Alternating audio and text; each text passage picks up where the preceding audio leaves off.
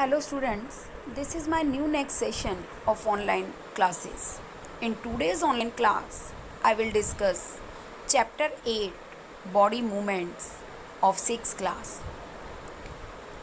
In this chapter, first of all, I will discuss the different types of joints which are present in human body. Students, wherever we can bend or twist our body, it is because of a joint. You know that the place where two bones meet is a joint. We have joints in our neck, shoulder, elbow, waist, backbone, and many more parts of our body. Look at how you can move your elbow. You can move it up and down only. It can only go back up to this position, that is due to the movement of elbow. What else do you know in real life around you that moves like this? A door can go as far as this to open or close. But all these joints don't move the same way, so all these joints are not the same. What else do you know in real life around you that moves like this? Yes, student, this is a door. A door can go as far as this to close. It cannot go beyond that either. To attach the door to the wall, we have to put in hinges in at least two places to connect it. Look at a door. You will be able to see a hinge like this. The hinge is what attaches the door to the wall and let it move. The elbow joint is similar to the hinge joint, which we can see in door. The knee can also move back and forth only. So the knee joint is also a hinge joint like a door. This hinge joint is used in other parts of our body. Think it is present also in fingers and toes.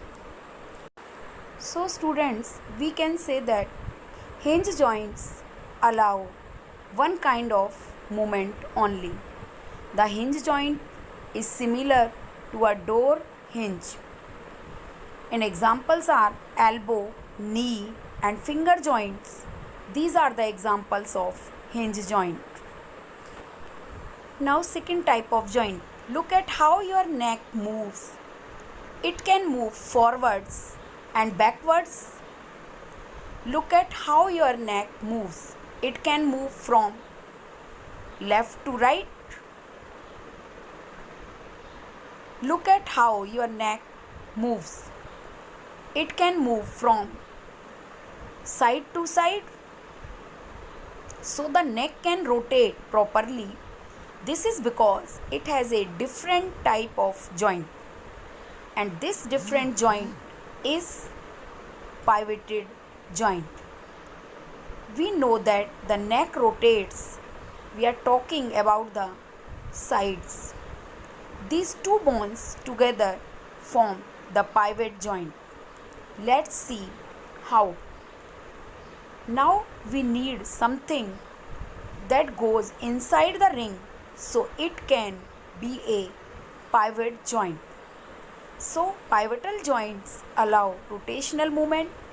In a pivotal joint, a cylindrical bone rotates. A ring, two bones of neck form pivotal. Now third type of joint. How can we move your shoulder? You can move it up and down, side to side or all around it. This is a different kind of joint called the ball and socket joint. By staying inside the socket, the ball can move up and down, side to side, or round and round. This is a different kind of joint, and this is called ball and socket joint. The shoulder joint is like this. Let's see what is what else. Where is the shoulder joint? This shoulder joint is ball and socket joint. The part where it joins the shoulder blade has the socket. So it is a ball-like structure which involve in a socket. This is the shoulder joint. You can imagine the ball and socket in a better way here.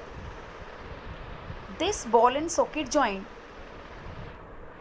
can detect here. The hip joint is a ball and socket joint too. Can you make out where the joint is? Ball and socket joints allow movement in all directions. The rounded end of one bone first into the cavity of other bone, which is socket. Examples are shoulder and hip joint. So students, at last our body contains several different kinds of joints. We studied three kinds of joints. First is hinge joints like a door, pivotal joints, and third is ball and socket joints.